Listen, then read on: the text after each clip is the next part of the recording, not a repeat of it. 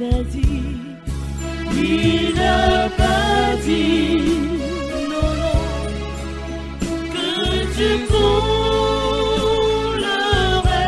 il n'a pas dit, que tu sombrerais, il a dit.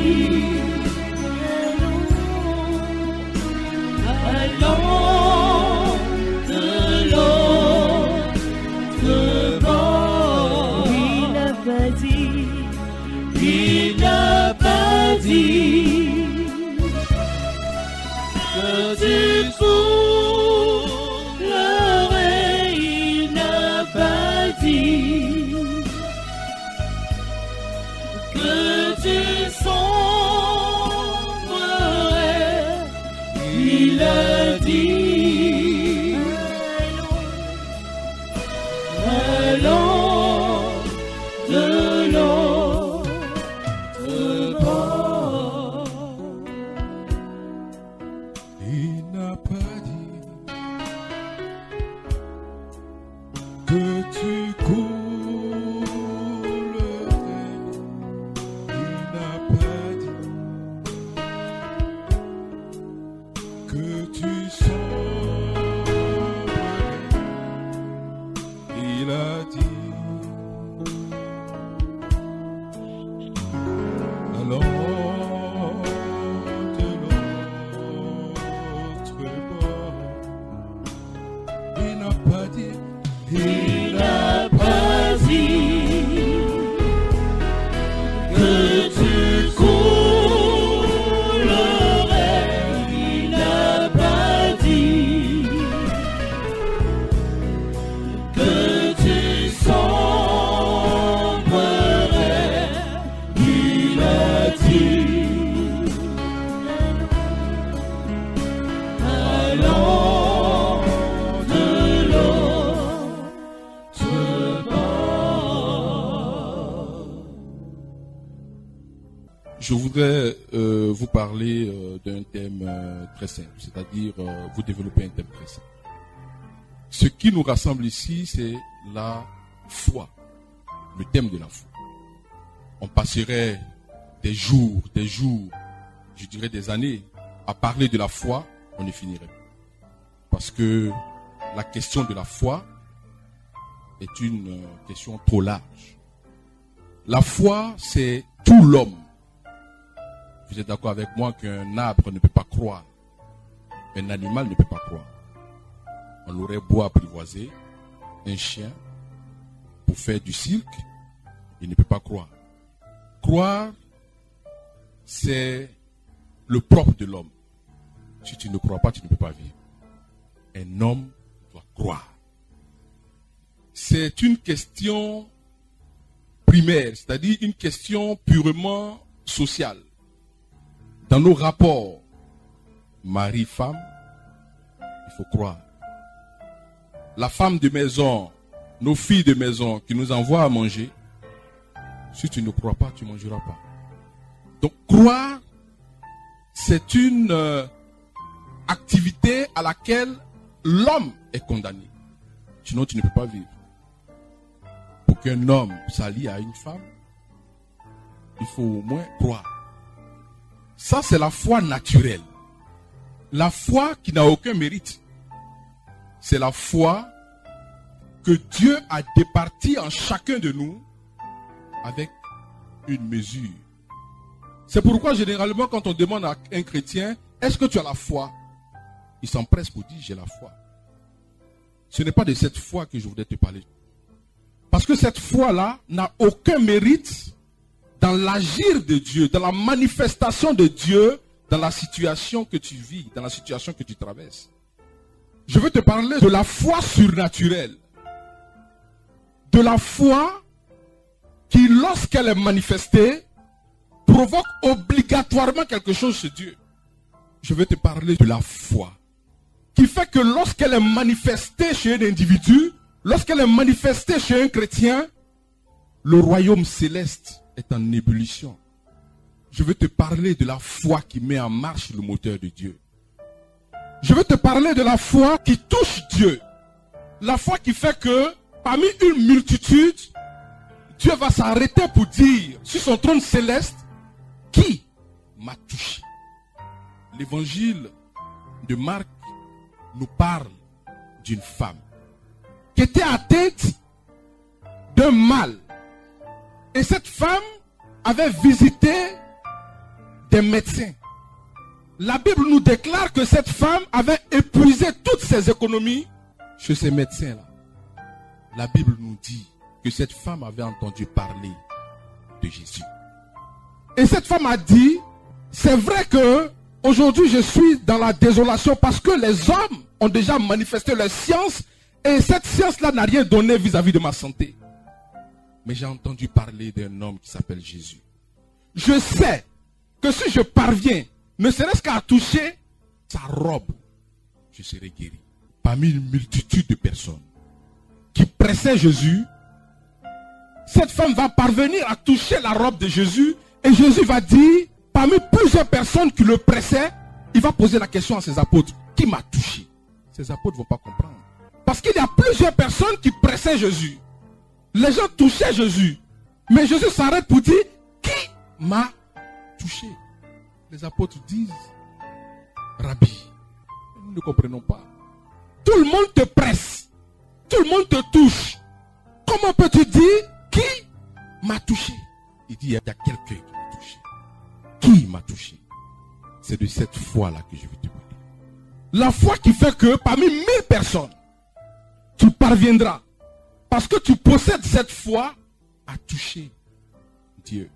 C'est la condition pour pouvoir voir la gloire de Dieu dans ta vie. Car Jésus va dire à la sœur du mort, Lazare, Marthe, ne t'ai-je pas dit que si tu crois, tu verras la gloire de Dieu? C'est de cette foi que je veux te parler. Le thème de mon message est simple. Croire pour voir la gloire de Dieu. Croire pour voir la manifestation de Dieu dans ta vie. Lorsque je préparais ce thème, je me suis rendu compte que nous sommes des adorateurs de Dieu, mais du bout des lèvres. S'il y a un adorateur parmi nous, en esprit, gloire soit rendue à Dieu. Je le dis parce que l'Église catholique est l'Église qui doit nous conduire obligatoirement par rapport à sa richesse, à la sainteté. J'ai médité la profession de foi. Je dis, comment se fait-il que l'on peut professer chaque jour au niveau de l'Église catholique que nous croyons en Dieu tout-puissant, créateur du ciel et de la terre, et en Jésus-Christ, son Fils unique, notre Seigneur, qui est né de la Vierge Marie. Si tu n'es pas un adorateur du bout des lèvres, comment est-ce que tu peux professer ta foi à un Dieu créateur du ciel et de la terre, à un Dieu qui est né d'une vierge, et continuer toujours de douter? Parce que tout simplement, la croyance véritable en un Dieu qui est né d'une vierge doit être suffisante déjà pour comprendre que tu as un Dieu de l'impossible. Comment un homme peut-il naître d'une vierge? C'est parce que nous sommes des adorateurs du bout des lèvres. Si nous avons véritablement une adoration en esprit, une adoration vraie, je ne peux pas professer un Dieu né d'une vierge, concevoir que mon Dieu est né d'une vierge, et puis continuer de douter de la toute-puissance de ce Dieu dans ma vie. Pour moi, c'est deux attitudes qui ne peuvent pas se concevoir. Notre Dieu est un Dieu qui défie la science. Notre Dieu n'est pas le Dieu du naturel. Il n'est pas le Dieu de la science. Il est le Dieu du surnaturel. Il est le créateur du ciel et de la terre. Notre Dieu est le Dieu qui ne s'enferme pas dans les calculs humains. lorsque l'ange Gabriel va rencontrer la Vierge Marie va confronter au message de l'ange Gabriel l'intelligence humaine. Elle va poser la question à l'ange qui lui annonçait, vierge qu'elle est, qu'elle allait concevoir un fils qui allait être le sauveur de l'humanité. L'intelligence humaine de la Vierge ne peut pas comprendre cela. Elle va poser la question à l'ange Gabriel. Comment cela peut-il se faire? Je n'ai pas d'homme, je suis vierge. Tout simplement parce que la Vierge Marie sait que scientifiquement parlant, du point de vue naturel, pour qu'il y ait conception, il faut au moins rencontre d'un spermatozoïde et d'un ovule. C'est ça qui est juste. C'est ça qui est naturel. C'est ça qui peut se concevoir par l'intelligence humaine. Comment cela peut-il se faire? La même interrogation va habiter Abraham. Dans Genèse 17, verset 17. Abraham va se poser la question lorsque Dieu va lui renouveler la promesse. Abraham a 100 ans en ce moment. Abraham dit, est-ce qu'il est possible à un homme de 100 ans de donner encore un fils? Est-ce qu'il est possible à une femme, Sarah, 90 ans, de porter un enfant? L'intelligence humaine qui rencontre les promesses de Dieu. Toi aussi, tu as reçu des promesses. Toi aussi, tu vis une situation qui est telle que tu ne comprends pas. Tu regardes à gauche, à droite, tu regardes devant toi, tu regardes derrière. Tout est fermé, il n'y a point d'issue. Tu te poses la question, comment cela peut-il se faire? Comment cela se fera-t-il? C'est la même question qui a animé Marthe. Devant le corps de son frère en putréfaction. Devant le corps de son frère qui sent. Lorsque Jésus va venir et va demander aux gens d'ôter la pierre, Marthe va dire, mais Seigneur, cela fait 4 jours qu'il est dans le tombeau. Il sent déjà. C'est comme ça que nous fonctionnons avec Dieu. Nous fonctionnons avec Dieu par rapport à notre raison humaine. Nous approchons Dieu par rapport à notre raison humaine. Ne t'ai-je pas dit que si tu crois, tu verras la gloire de Dieu? Si tu ne crois pas, tu ne peux pas voir la gloire de Dieu. Si tu t'attaches à ce qui est visible, c'est pour toi ce qui doit advenir dans ta vie doit procéder d'un calcul humain, tu ne peux pas voir la gloire de Dieu. C'est pourquoi lorsque Thomas, l'apôtre de Jésus, celui-là même qui a marché avec Jésus, lorsqu'on va venir annoncer à Thomas que Jésus crucifié est ressuscité, Thomas va dire quoi? Si je ne vois pas, je ne crois pas. Lorsque 8 jours après, Jésus va se présenter à Thomas pour dire, Thomas, voici mes bras. Viens mettre ton doigt. Thomas va tomber pour dire devant Jésus, Rabbi, mon sauveur. Jésus ne va pas célébrer son incrédulité. Jésus va lui poser la question, parce que tu m'as vu, tu crois? Parce que tu me vois, tu crois? Heureux ceux qui croient sans avoir vu. C'est lorsque tu crois en Dieu, lorsque tu crois aux promesses de Dieu, lorsque tu t'attaches à lui, lorsque tu t'attaches à ses promesses et que tu manifestes les promesses de Dieu, tu te comportes comme si ces promesses étaient déjà une réalité dans ta vie. C'est alors que Dieu déploie sa puissance. Si tu restes fermé aux promesses de Dieu, si tu restes fermé à la manifestation de la puissance de Dieu, tu ne peux pas voir ça. Et nous sommes nombreux comme ça. Nous sommes nombreux à douter des promesses de Dieu. Nous sommes nombreux à douter des promesses de Dieu. Lorsque Dieu manifeste sa puissance en un de ses prophètes et qu'on nous délivre un message et qu'on nous donne une prophétie, entre cette prophétie et la réalisation de la prophétie, il y a un temps. Au lieu que ce soit un temps de glorification de Dieu, au lieu que ce soit un temps d'action de grâce, pour nous, c'est le temps du murmure. Il a dit que j'allais avoir un enfant. Depuis là même, je ne vois même pas.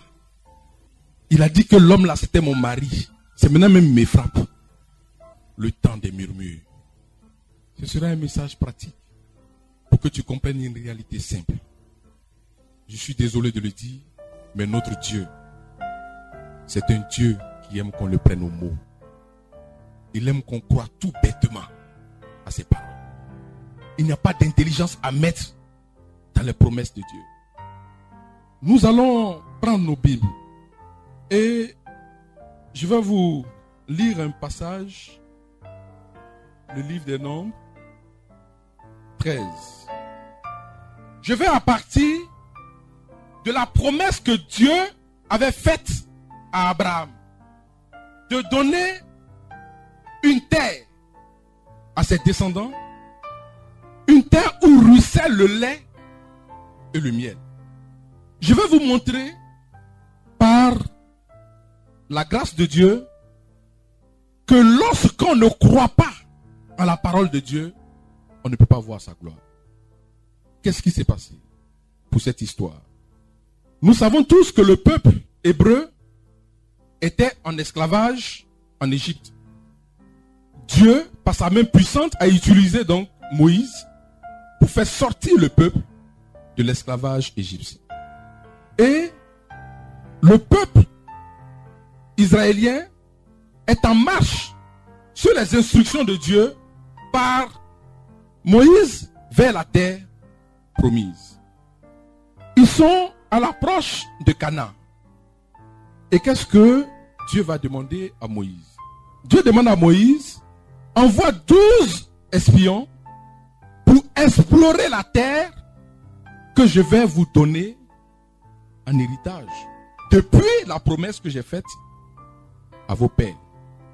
Moïse envoie donc ces 12 espions.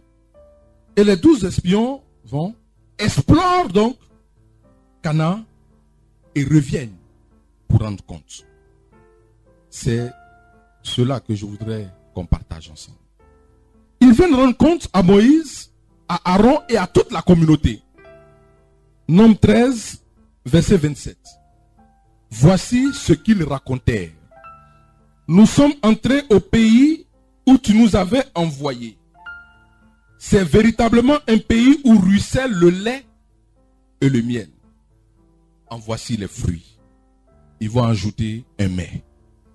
Mais le peuple qui habite ce pays est très fort. Les villes sont très grandes et fortifiées. Nous y avons même vu des descendants d'Anak. Je viens au verset 30. Caleb calma le peuple qui s'en prenait à Moïse. Montons, dit-il, et conquérons le pays, car nous en sommes bien capables.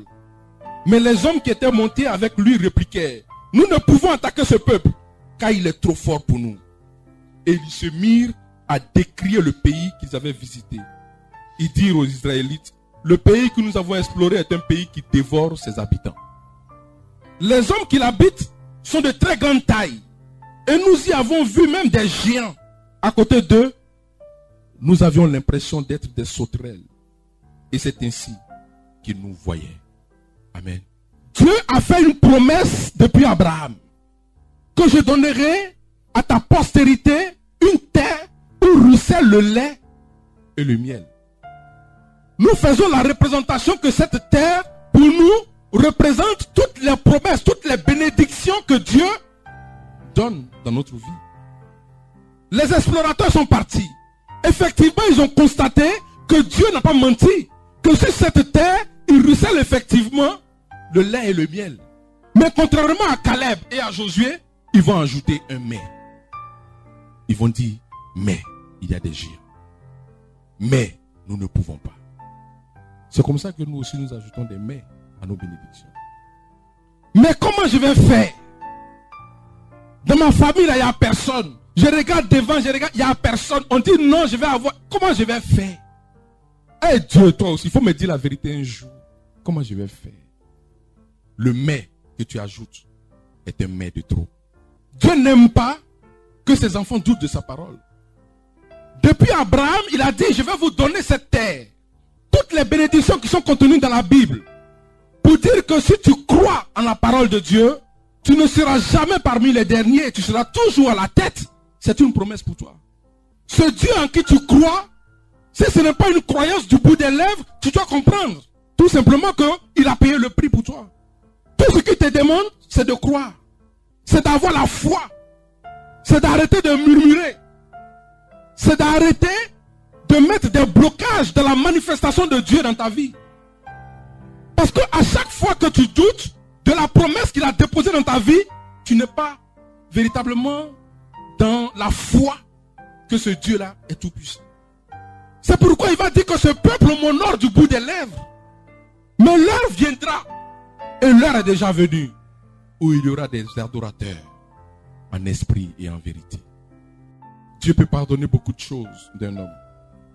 Mais j'ai commencé à lire la Bible et je me suis rendu compte qu'il y a une chose que Dieu ne pardonne pas. C'est quand on doute de sa parole. Dieu n'aime pas qu'on doute de sa parole. Lorsque le peuple va douter de sa parole, après avoir rendu ses comptes devant la communauté, nous allons lire au chapitre 14, au verset 11, la réaction de Dieu par rapport au mensonge du peuple, par rapport au mensonge des 10 espions sur les 12. Il avait dit à Moïse, combien de temps encore ce peuple va-t-il me mépriser? Jusqu'à quand manquera-t-il de confiance en moi après tous les signes que j'ai faits au milieu de lui? Mais regardez la sentence que Dieu donne.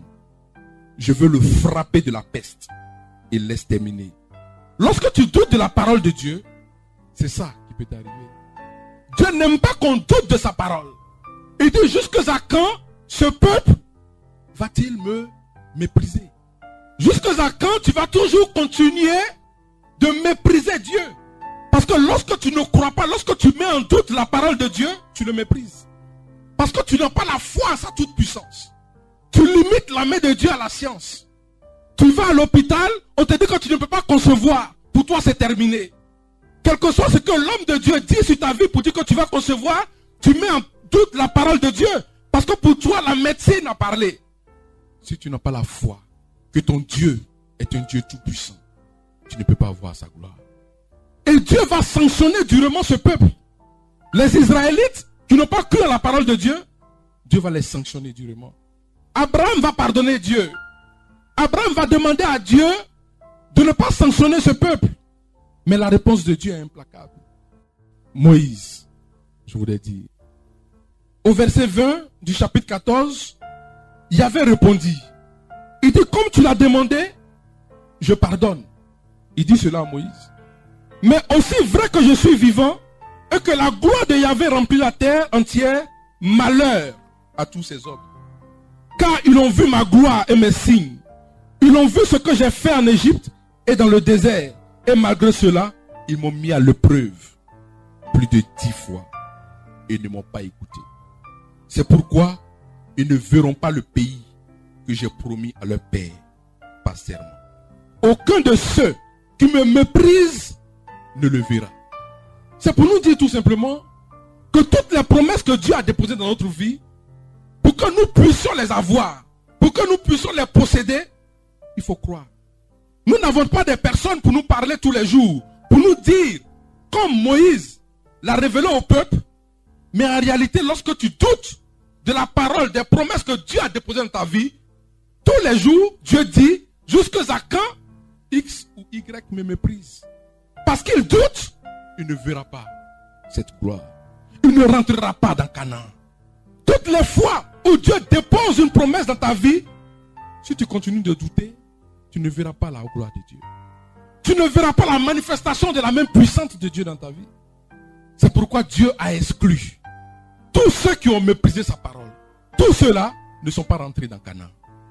Tous ceux qui ont douté de la parole de Dieu, tous ceux qui n'ont pas eu foi en Dieu, ne sont pas rentrés dans la terre promise, ne sont pas rentrés dans les bénédictions. Comme pour nous dire à nous-mêmes ici, que toutes les fois où nous allons douter de Dieu, nous ne pouvons pas rentrer dans nos bénédictions. Toutes les fois où tu vas croire que ta maladie, parce que le médecin a dit que c'était une maladie incurable, tu vas t'arrêter là pour dire que Dieu ne peut pas manifester sa main puissante sur toi. Tu ne peux pas voir la gloire de Dieu. Avoir foi en Dieu. Avoir foi en Dieu pour voir sa gloire. J'ai un témoignage vraiment un témoignage qui bouleverse. Il y a un monsieur, c'est un Américain, qui était marié avec son épouse depuis 25 ans. Ils étaient à la recherche d'un enfant et c'était catholique. Et il y a eu plusieurs messages sur leur vie pour dire que la femme allait enfanter. Et que cet enfant allait manifester en fait des activités au niveau de l'aéronautique.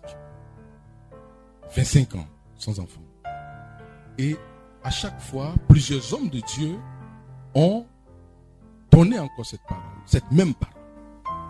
C'est une histoire bouleversante. La dame va donc concevoir finalement.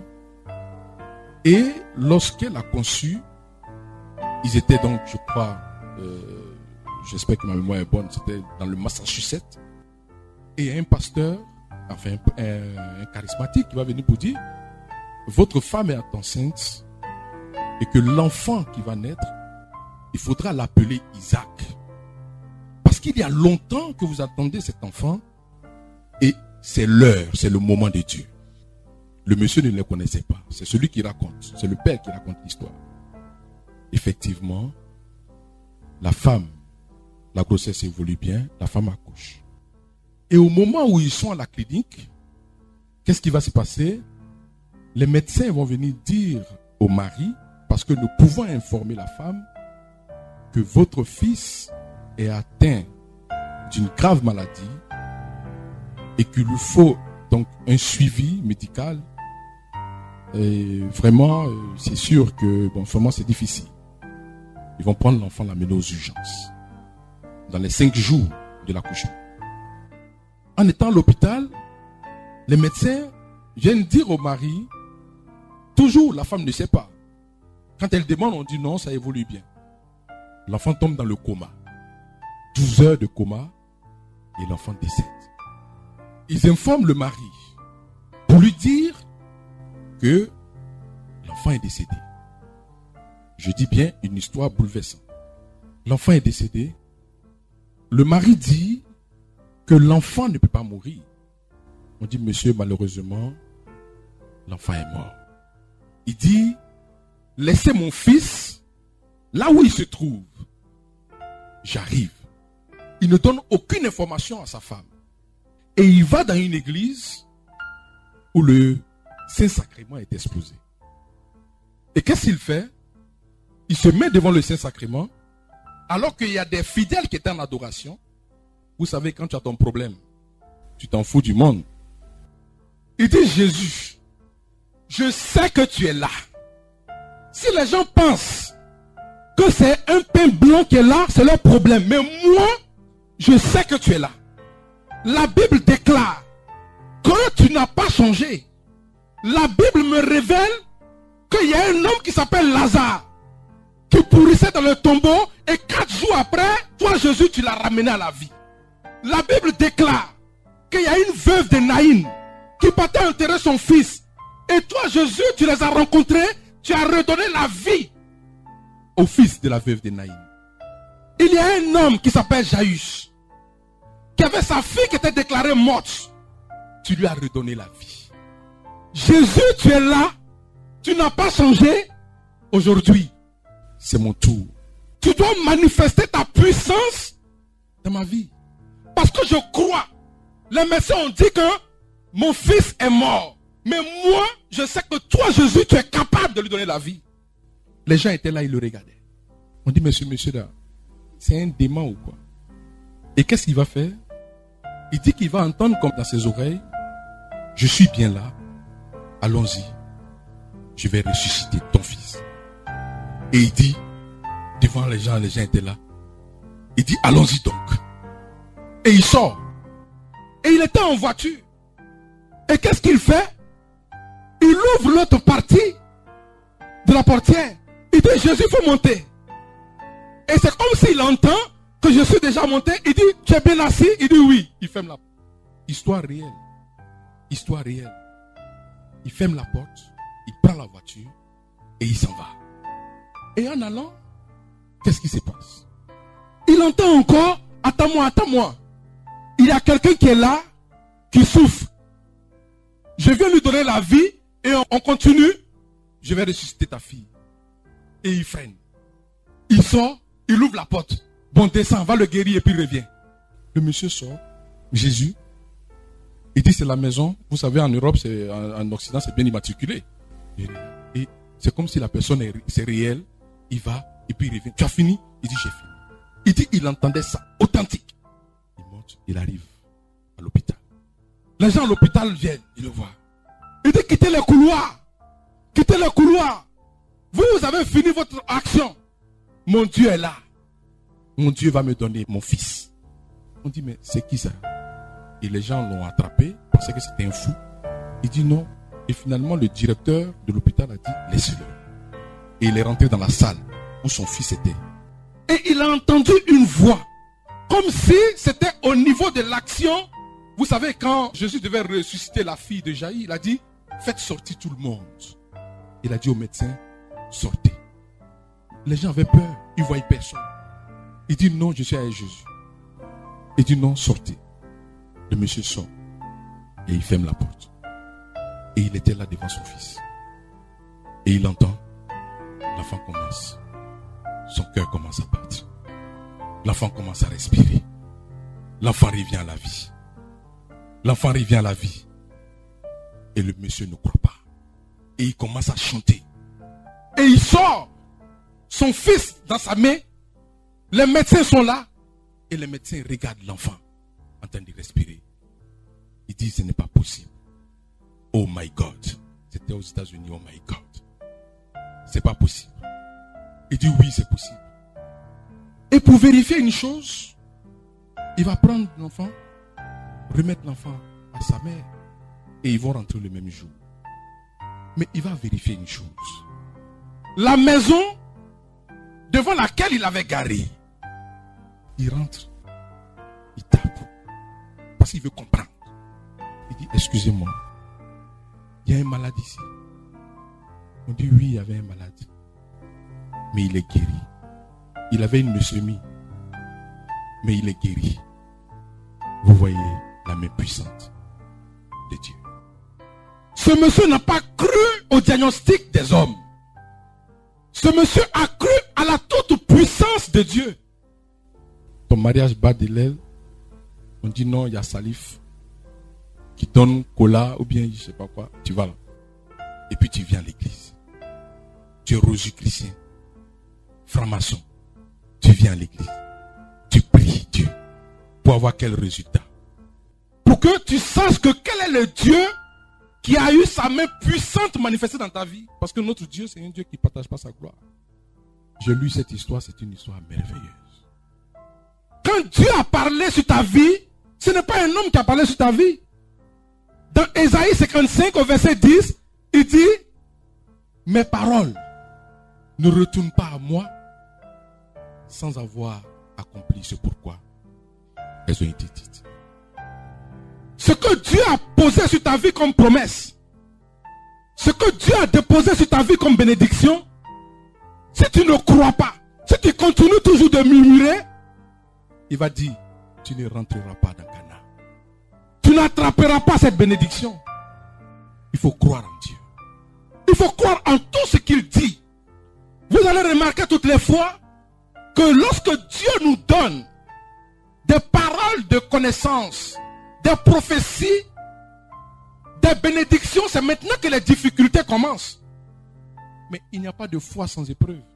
Parce que quand tout coule pour toi, mais c'est facile de dire Alléluia, Alléluia, Alléluia. Mais tout coule pour toi. Tout va bien. Mais c'est facile de bénir Dieu quand tout va bien. Il faut que ta foi soit éprouvée. La foi d'Abraham a été éprouvée. Dieu a éprouvé la foi d'Abraham. Pour voir si ce n'était pas du vernissage, Dieu a éprouvé la foi de Job. Parce que la Bible déclare que Job avait tout. Il avait une belle femme, il avait des enfants intelligents qui se réunissaient à tour de rôle parce qu'ils avaient tous réussi. Aujourd'hui, ils buvaient ici du chivas, machin, tout ça. Ah oui? Donc, Job, c'était un homme tranquille. Il pouvait bénir Dieu. Lorsque le conseil céleste s'est tenu, la Bible déclare que Satan était là aussi. Satan dit, qu'est-ce que tu as remarqué sur la terre? Il dit, j'ai vu ton serviteur Job. Il n'y a pas son pareil.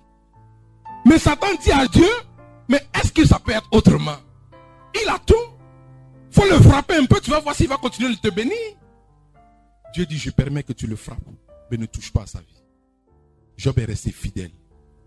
Toi, quand les épreuves se lèvent, quand les épreuves commencent, tu commences à maudire Dieu. C'est Jésus là, mais est-ce qu'il existe même? Dieu là même, est-ce qu'il existe même? La foi de Tobie a été éprouvée. L'ange Gabriel dit, je t'ai vu, nous t'avons vu, Dieu t'a vu en train d'enterrer tes frères. C'est alors que j'ai été envoyé pour éprouver ta foi. Entre la prophétie et la réalisation de la prophétie, la manifestation de ta foi sera éprouvée. L'épreuve que tu vas traverser sera une épreuve pour que Dieu sache si tu n'es pas avec lui par intérêt. Si tu es avec lui pour le meilleur et pour le pire. Parce que c'est un mariage, c'est une alliance. Toi, quand les épreuves commencent, tu tournes le dos. Est-ce que Dieu là, il existe? On nous raconte une histoire célèbre où des bandits sont rentrés dans une église. Tous les fidèles étaient là. Le prêtre était là. On allait faire la célébration eucharistique. Les bandits sont venus. Ils disent, on vous donne 10 minutes. Celui qui dit, il aime Jésus, il n'est qu'à rester. Les gens ont commencé à sortir. Le curé était resté 10 minutes, 9 minutes, 30 secondes. Le curé dit, c'est bon. Il est sorti. Les bandits vont se mettre devant Jésus, au tabernacle. Ils vont dire, Jésus, tu vois, chaque dimanche, là, tu vois les gens, ils ne t'aiment pas. C'est nous là, nous on sommes restés. Nous on t'adore. Nous sommes des adorateurs du bout des lèvres. Nous n'avons pas une juste perception de la profession de foi de tous les jours. Je crois en Dieu, le Père Tout-Puissant, Créateur du ciel et de la terre, et en Jésus-Christ, son Fils unique, a été conçu de la Vierge Marie. Est-ce que tu crois en ça? Est-ce que tu crois vraiment que le Dieu que tu pries est ressuscité des morts? Parce que si tu crois que Jésus est ressuscité des morts, plus rien n'est impossible. C'est ce que la Vierge Marie te donne comme enseignement quand tu finis de dialoguer avec l'ange. Car rien n'est impossible à Dieu. C'est ce message que j'ai voulu te donner. Le message de la foi. Pour voir la gloire de Dieu. Car si tu n'as pas la foi, si tu continues de murmurer contre Dieu, Dieu dit aux Israélites qui ont murmuré contre lui, tu ne rentreras pas dans Canaan. Tu ne rentreras pas dans ta bénédiction.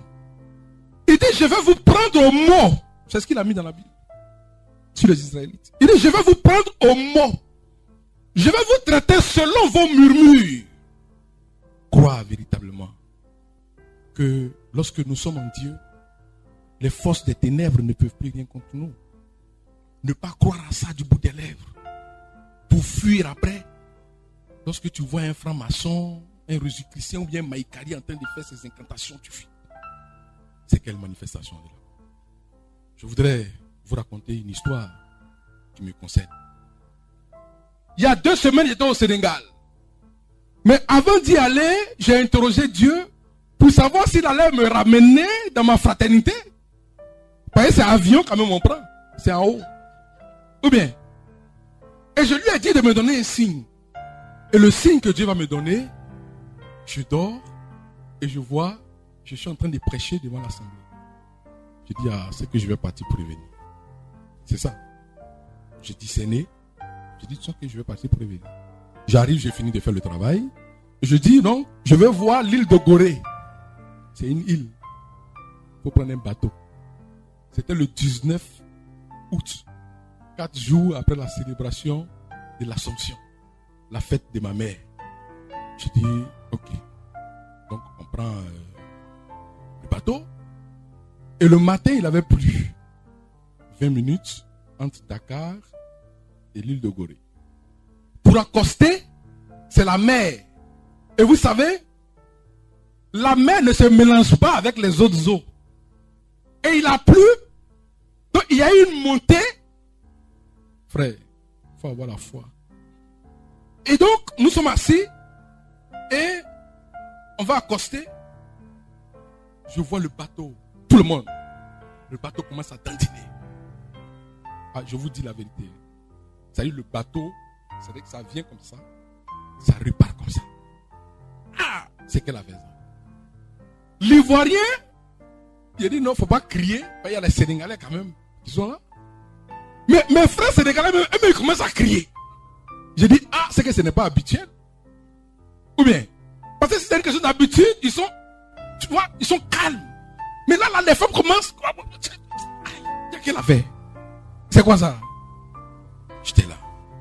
J'ai dit, ah, Seigneur, je suis resté quand même serein. Et pendant 15 minutes, on ne pouvait pas accoster. Je vous assure. Et le bateau dandinait. J'ai dit, Seigneur, tu m'as dit, je vais prêcher. Que je dois revenir pour prêcher. À un moment donné, une force est quittée pour m'habiter. Alléluia. Je ne sais pas où la force est quittée. Comme le dit Jésus dans le livre de Saint Jean, tu ne sais pas où l'esprit quitte. C'est un vent. Mais j'ai été habité par une force. Et le Sénégalais était assis. Et je me suis levé. Et j'ai regardé la mer. J'ai regardé la mer. J'ai dit, mer, le Jésus que j'ai pris, tu as effrayé ses apôtres. Mais il t'a calmé. Ce même Jésus que j'ai pris, par l'autorité qu'il a déposée dans ma vie, il faut te taire. Parce qu'il a son fils qui est dans le bateau. Ah oui, il a son fils qui est dans le bateau. Et son fils est au Sénégal, mais il doit retourner en Côte d'Ivoire pour prêcher la parole. Donc ce n'est pas ici que je vais être enterré. Et donc il faut arrêter de s'magrer. 2 minutes après, nous avons accosté. Et j'ai vu que, frère, nous plaisantons avec Dieu. Nous plaisantons avec Dieu. Nous sommes des plaisantins de Dieu. Le monde entend la révélation des fils de Dieu. Je lisais un roman, un livre, il y a 2,5 milliards de chrétiens. Nous ne sommes pas capables de transformer l'humanité. Jésus a été seul. Et depuis 2001, son message est réel. 2,5 milliards de chrétiens. 2,5 milliards de chrétiens plaisantins. C'est la vérité. Parce que nous avons l'esprit du monde. Nous épousons l'esprit du monde. Nous ne voulons pas attendre l'heure de l'épreuve. Quand tu rentres à la police, tu rentres à la douane, au moment où toi tu es en train de prendre le bus, l'autre est en train de prendre sa voiture, sa ML. Et donc toi, ton esprit arrive à se corrompre. Tu ne restes pas en tant que chrétien. Tu n'as pas la foi. Tu ne sais pas attendre ton heure. Parce que tu as fait de ton Dieu le Dieu de la neuvaine. Le Dieu du 9e jour. Oh, il est le Dieu du moment favorable. Lorsque la Vierge Marie va approcher Jésus, pour lui dire ils n'ont plus de vin, Jésus va lui dire, femme, que me veux-tu? Mon heure n'est pas encore arrivée. Parce qu'il n'est pas le Dieu du chrono, il est le Dieu du moment. Mais lorsque le temps fut favorable, lorsque le temps fut accompli, il va lever la voix vers son Père pour dire, Père, l'heure est arrivée. Glorifie ton Fils pour que ton Fils te glorifie. Il faut attendre ton heure. Le mariage que Dieu a déposé dans ta vie, ce sera une réalité. Dis Amen. Ton succès, au niveau de ta profession, il faut accepter les brimades du supérieur hiérarchique. C'est dans cette épreuve que Dieu va t'élever. L'enfant qu'on t'a promis, depuis ça dure. Tu es marié. Tes beaux-parents t'ont donné un mauvais nom. La femme stérile. Ton enfant n'est pas n'importe qui. Dieu prend son temps pour le façonner. Il faut qu'on arrête de plaisanter avec Dieu. Il faut qu'on arrête de plaisanter avec Dieu. La foi qui déplace les montagnes. La foi qui apporte la guérison. Comme le dit Saint Jean de la Croix, la foi est une vertu qui met l'homme en contact direct avec Dieu. En ce moment-là, c'est une union sincère entre le Créateur et la créature. Tout ce que tu demandes, cela t'est accordé. C'est pourquoi l'église catholique est une église riche. Tu te balades pour rien. L'église catholique célèbre la foi. Parce qu'elle est trop grande. Il est grand, le mystère de la foi. Est-ce que tu comprends ça même quand tu viens? Il est grand, le mystère de la foi. On met ça au cœur de la célébration eucharistique. Il est grand, le mystère de la foi. Je voudrais terminer pour vous dire, pour vous convaincre que si tu n'es pas en mouvement, tu ne peux pas voir la gloire de Dieu. Lorsque Dieu demandait aux Israélites de traverser la mer, il va avoir quelque chose. Dieu va me faire une révélation. Vraiment, c'est pas possible. Les Israélites seront devant la mer. Ils seront bloqués. Ils vont commencer comme toujours à maudire Dieu. Moïse va leur demander de ne pas avoir peur. Que Dieu va se glorifier. La mer était là, la mer rouge. Moïse va appeler Dieu. Vous savez ce qu'il va lui dire? Pourquoi m'appelles-tu? Demande aux Israélites de marcher. Puis, toi, prends ton bâton pour taper la mer qui va se séparer. Mais la révélation que Dieu va me donner, c'est quoi? Il faut d'abord que les Israélites se mettent en mouvement vers la mer. Tu peux comprendre ça? Nous sommes devant la mer de Port-Boué. Le modérateur dit avancer. Avancer. Mais on va se ruer sur lui. Ce qui a l'air plus logique, humainement, c'est que Dieu dise à Moïse, frappe la mer, qu'elle se sépare, et puis passer. Mais il dit au peuple de se mettre en mouvement. C'est quand ils se mettent en mouvement que toi tu vas taper. Tant que tu ne te mets pas en mouvement, tu ne peux pas voir la gloire de Dieu. Mettons-nous en mouvement. Fais la démonstration. Fais la démonstration. La foi est une folie aux yeux des hommes. Sagesse aux yeux de Dieu. Mets-toi en mouvement. Il faut commencer à faire ton trousseau. Il faut payer ta robe de mariage.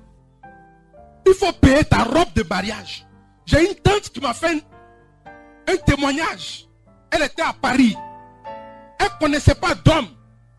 Elle a vu une robe dans la vitrine. Quelque chose lui a dit, paye cette robe. Elle a payé. Elle a gardé. 2 mois après, elle a rencontré son homme. Au moment où j'étais en train de préparer le mariage, il dit, mais ta robe. Elle dit, j'ai payé ma robe depuis longtemps. La foi est une démonstration des choses qu'on ne voit pas. Il faut démontrer. Les gens vont dire, mais celui-là, c'est un fou, quoi. Tu as mis le moteur de Dieu en mouvement. Ton enfant est un enfant commandé. Ce n'est pas l'enfant de la rue. C'est pourquoi il tue. Parce que ce qui est bon là est rare. On prend son temps pour façonner ce qui est bon. Vous voyez les Shintok là. Ils produisent en quantité. C'est pas bon. Partout où tu passes, dans les rues, on te propose le portable. Tu utilises ça 2 fois, 3 fois, c'est gâté. Mais ce qui est rare, c'est ce qui est bon. C'est mon message que je voulais vous donner.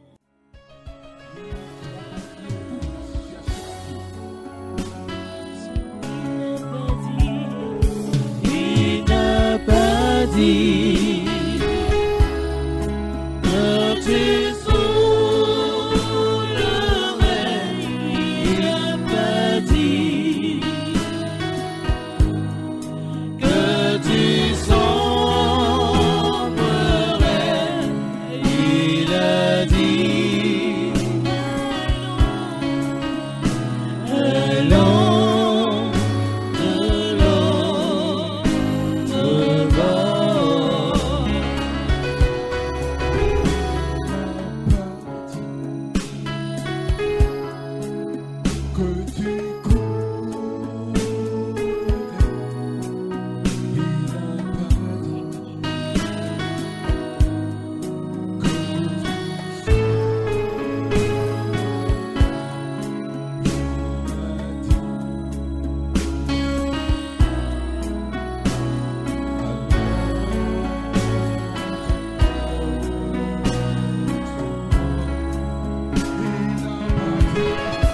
He